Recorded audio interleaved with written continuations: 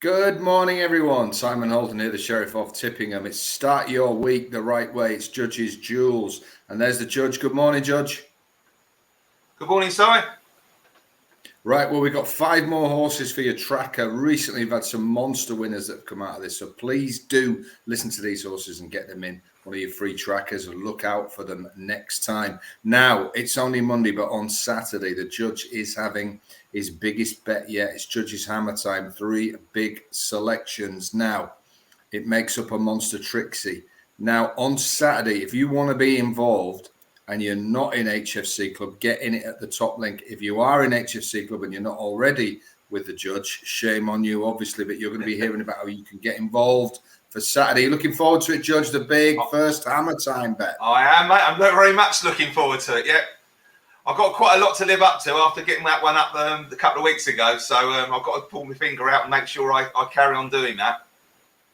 So make sure you're part of it, folks. If you're not, if you are, look forward to it. If you're not, be part of it. Do not be hearing about what's happening next Monday on Judge's Jewels. So there you go. Judge's Hammer Time. The big 3-horse Sting is coming on Saturday. Now we got 5 horses. I'll let you kick off. It was an interesting weekend. If we just muse on this. It was a weekend of monster prices and odds-on certs getting stuffed, and it's been a few days of 125s, 120s, 50s, 40s, big races. Yesterday it continued at TIPSTER with another 50-1 shot that have been pulled up twice. It's been a really bleak few days on the whole for punters, and I think, Judge, that the tone was set when I turned on racing TV. And was kind of like, I mean, the great Nick Luck, one of the best there is, in my view, in any sport. But he and the guest and back in the studio were kind of saying, well, we'll kick off with this Gary Moore. It was 6-1 on, 5-1 on, drifted a bit, 2-7. Everybody will have it in all their accas, blah, blah, blah. And the thing went about 50 yards. And I thought, are we in for one of those days? I don't know about you, but we've seen some real shocks over the last 2-3 days, haven't we? Yeah, it's been bedlam, really, isn't it? I mean, especially at Newcastle the other day. That was on the flat. You had 100 and 125-1 winners. You've had 200-1 winners this week as well. It's been hard work, I think, the best way of describing it. There's been the odd little sort of ray of sunshine, if you like, where you can just find the odd few winners here. But I don't know. I think you get to that time of the season now where it won't be long before all the decent Cheltenham ones are coming out again, and then you get that little. At the moment, you've got all the Boxing Day racing all finished with all the good horses come out there. Then you have that little lull again, and then they all come back out again. So true. You should probably get, if you like, a slightly lower standard. Yeah, and just shows you as well that if you think racing's ever buying money, some people got an awful shock on Saturday. Oh, definitely. Yes. Be careful with these certs that can't get beat. There's one on the all-weather that got done at 1-7, weren't they, as well? That's right. Yeah. Yes. It's not just on the jumps. Yeah, that's right. Yeah. So, 2 words of warning: be careful. Right, Judge. Let's have your first duel and cheer everybody up. Those odds on back. Yes, absolutely. Well, obviously, me and you were at Plumpton on Monday, and I think actually. Well, obviously it's our flagship card. I know the way, unfortunately, but I think there's a few horses we want to be looking at. I definitely want to be looking at both the novice hurdles for winners. I like Twin Jets possibly for the EBF final later on in the year. Now that's qualified. I thought that to me probably might get half a decent mark for Milton Harris. But I thought the novice hurdle before that, which was fought out between Hansard and Master Chewy. I think that will produce 2 or 3 winners in behind as well, that running handicaps. And the one to me, I've watched it back a couple of times now. I quite like the Richard Hughes horse here, Prince Imperial. I think let's say it was ridden with handicaps in mind. I think it's the best way of describing. It got up for 3rd near the finish, but for me, this is also that will get a reasonable mark. I mean, he's rated 96 on the flat, so there's no doubt he's got the ability. And he's run to 2 RPRs of 104.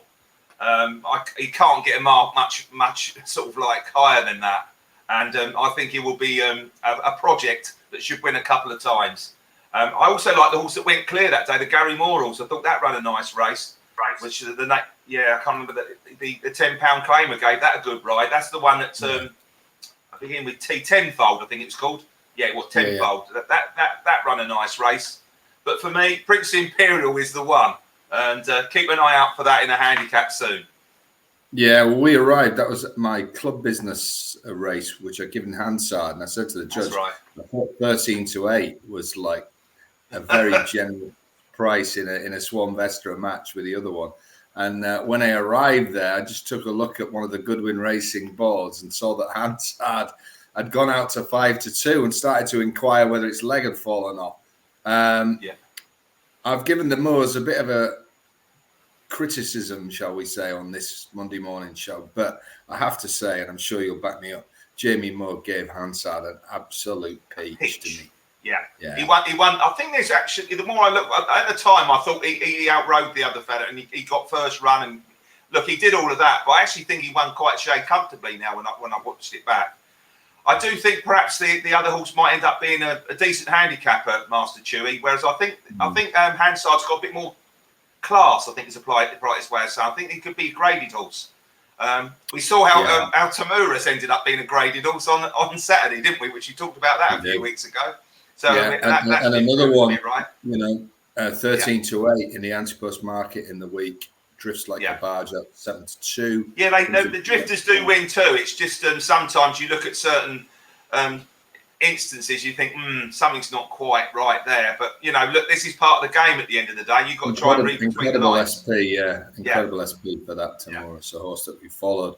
And again, Gary Moore already had the 5s on shot beat. Authorized speed was. Not by me, it was disappointing, wasn't he? Yeah, but I thought that would certainly course and distance. Winner loves heavy ground. Just doesn't hurdle like you want it. He was beat halfway around, wasn't he? Yeah, just disappointing run. Yeah. Yeah, well, there you go then. The Richard Hughes, he used to ride some well-handicapped horses on the flat, didn't he? And now I think he's training to be well-handicapped. Right, I'm going to go for mine, Judge, and I'm going to go for actually a horse that was in my double dipper yesterday. It won the first race at Chepstow, which was a maiden hurdle, a Class 4, but I think this was a nice race. The ground deteriorated during the day and became awful towards the end. But this first race was won before the real heavy shower. They were still saying it was soft in places and soft, heavy in places. I'm not sure where the soft bits were, but this was a decent race. The first three are three nice horses. Inch House for John Joe, I didn't think quite got home, actually. And I think that one will go back to 2 miles, but I think he's an interesting horse, Inch House. The second, Sam Thomas seems to be getting his horses back into some sort of a groove. He had a couple of 4s at the weekend. But Ed Keeper, I thought that ran a lovely race. And I think that they'll bring that one back here. He likes to come to Chepstow. I wouldn't be at all surprised if that wins in the next couple of meetings at Chepstow. But the winner and the horse that had a real big message for in the morning, Atlanta Brave, who was really well back, went off 7-4.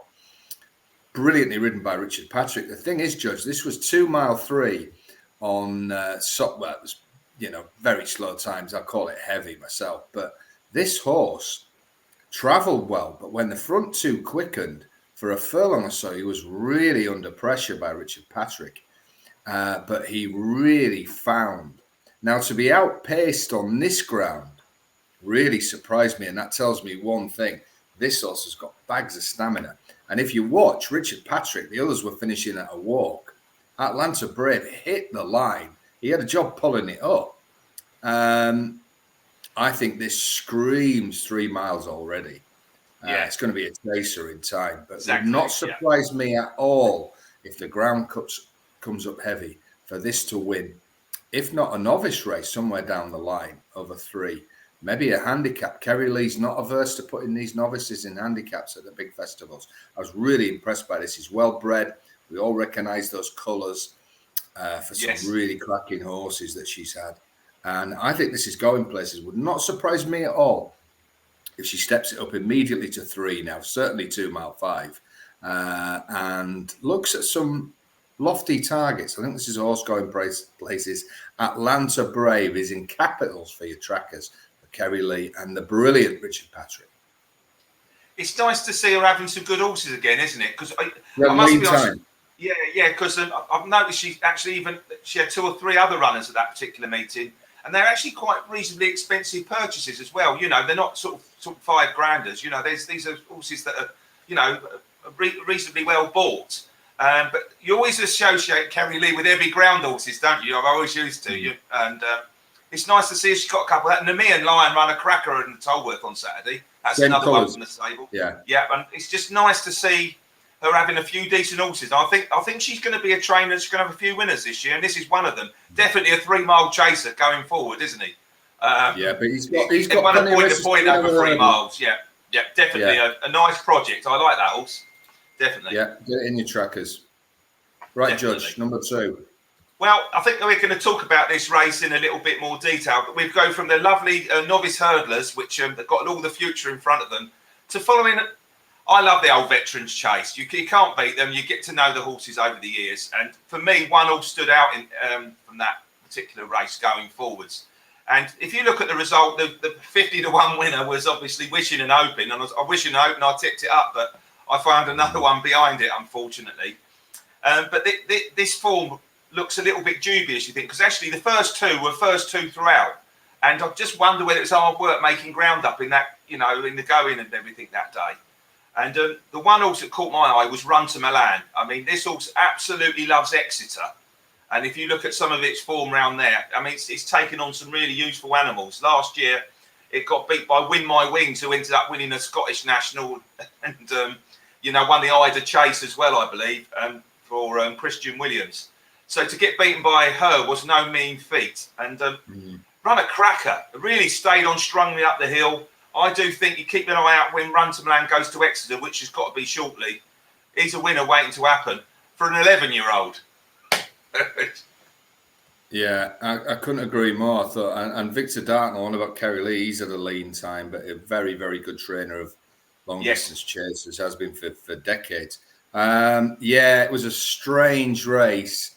I think that I listened to the Bar Steward's inquiry yesterday, and Lee, the presenter, he had a real good bet in running on Ramsey to Tilly, thinking, well, he's got everything beat behind it. This 50-1 poke must stop. And of course, it just didn't, did it?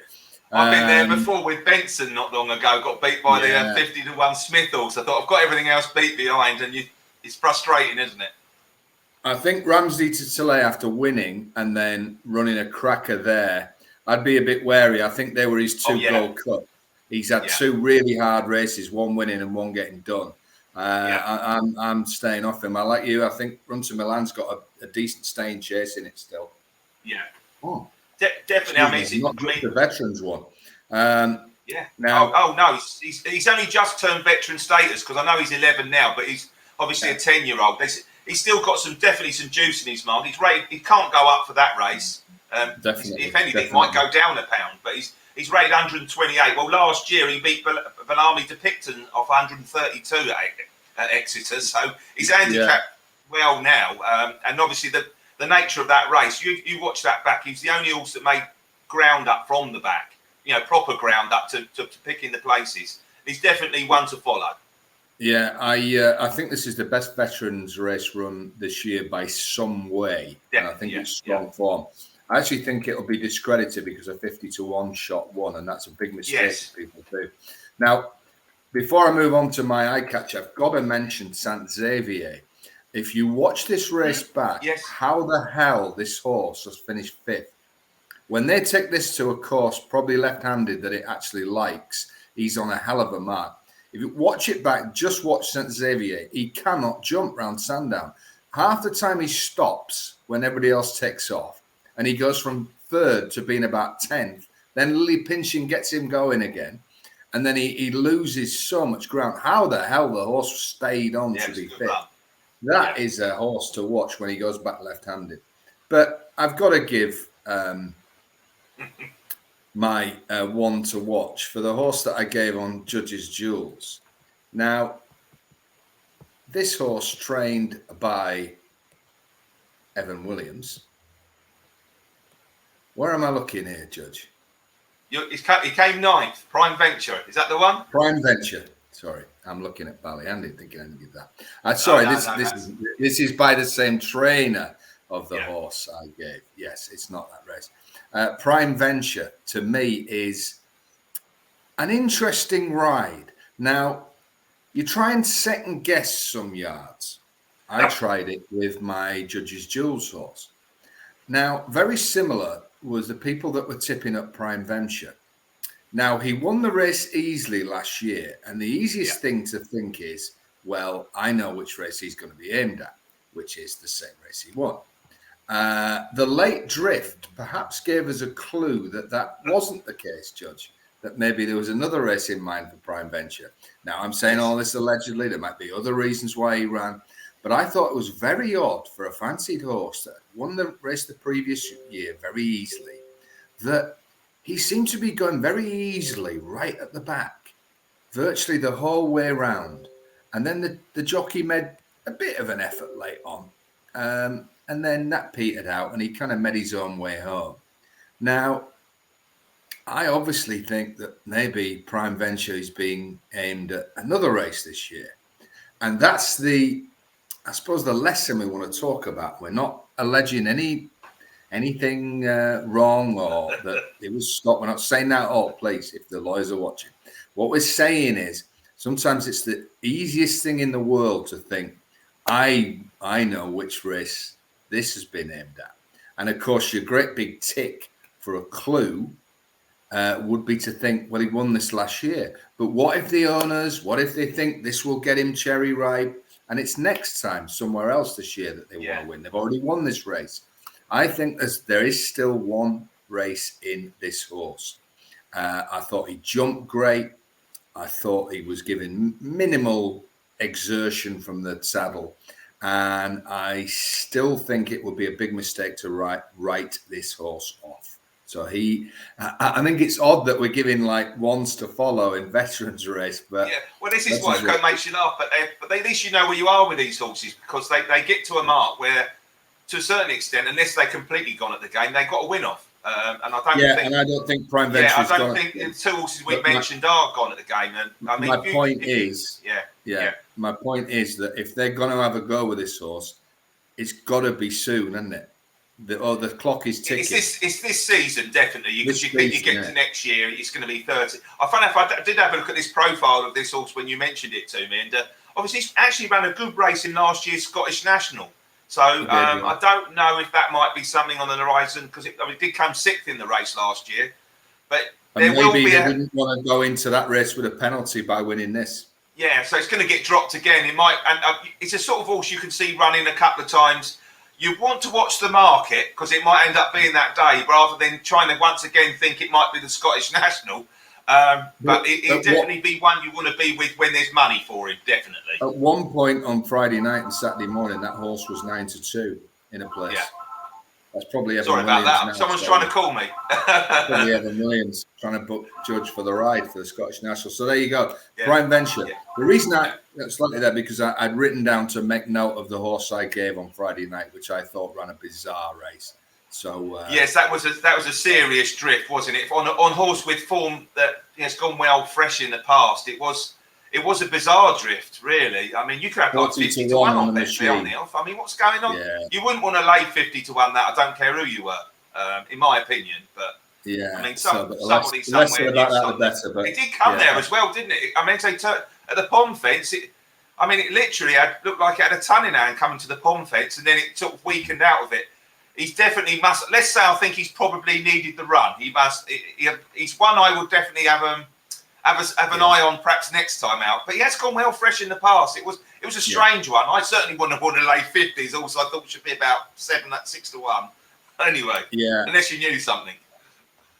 Yeah. So a little interesting day for Evan Williams. Let's leave it there. But I think Prime Venture certainly. Yeah, because he ran well in the Tolworth, didn't he? He had the one that comes second in the Tolworth. And funny enough, yesterday he had a winner that was back from about 5 to 1 into 6 to 4. Liberty, I think it might be Liberty's Dancer or something. I tipped it the time before, ran like a drain. And then It wins yesterday, so he's definitely a stable you want to keep an eye on the market. Don't make it a be all and end all. So get Prime Venture in the tracker, and then when he runs, hang fire, see if there's a bit of money for him, and follow it in. He's a sort of horse you'd rather take under the odds than over the odds, probably. Yeah. If they're betting from 8s to 6s, take the 6s rather than going from 8 to 12. If you've got 8s to 18s, you probably think it won't be the day. 8 to 80s, right, maybe 80s, Bring us home.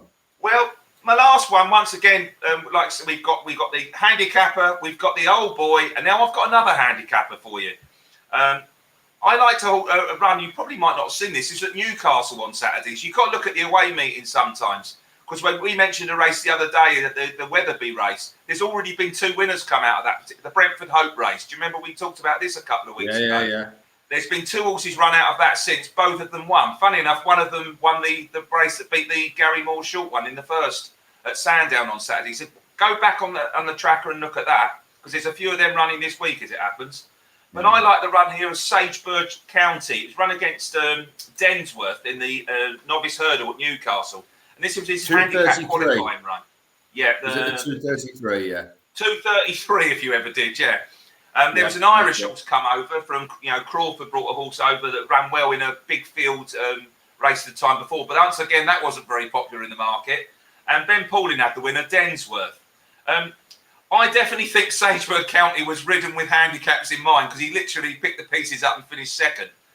But this horse has now had its 3 runs over hurdles. But if you go to its point-to-point run, it had 2 horses behind it, General Officer and Leon de Roses. They've actually both won 2 races since, and they rated in the 1 teens, if you like, certainly around that sort of figure.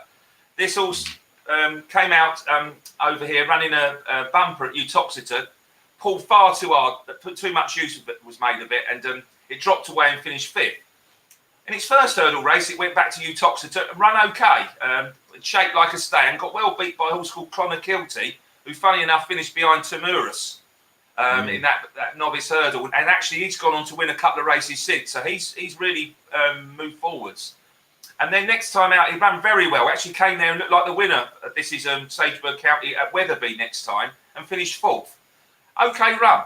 And then last time out, it literally was ridden with handicaps. These are all over 2 miles.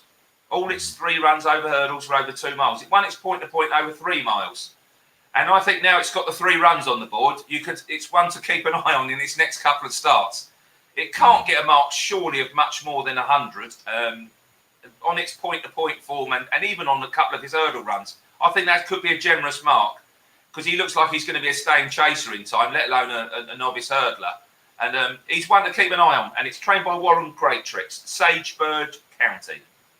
Yeah, and I think the point to make as well is that from a new yard after he was a Cheltenham Festival winning trainer, was really like one of the up and coming forces. He had a horrendous time, but it's great to see him banging in some winners again, because he's a very, very good trainer.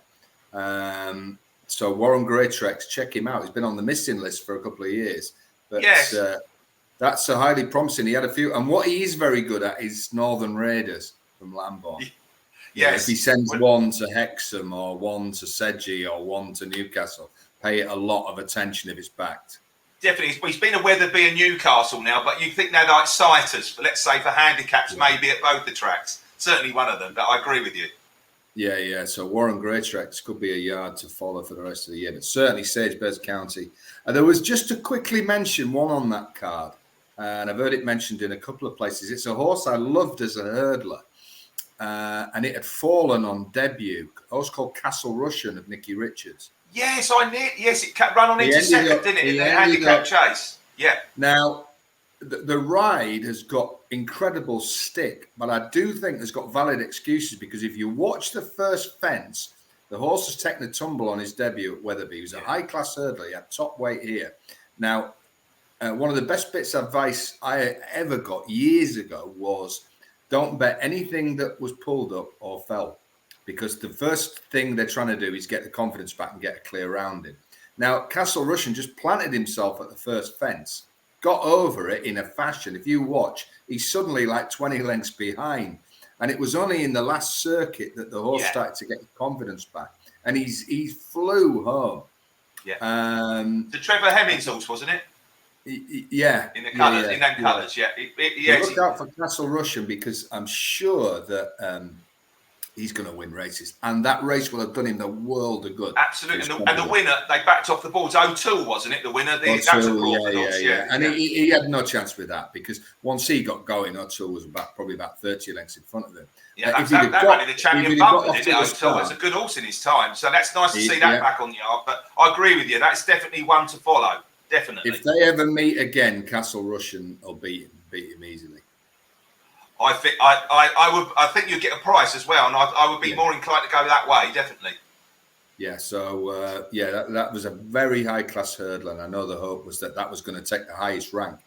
Listen, anything can fall on debut over fences. It was a very novice mistake, but he'll get. Nicky Richards is the man to bring him along slowly. So yeah, Castle Russian would definitely be one to watch as well in the Great Stretch Yard. So we've given everybody a couple of Brucey bonuses. We've given them 6 this week, haven't we?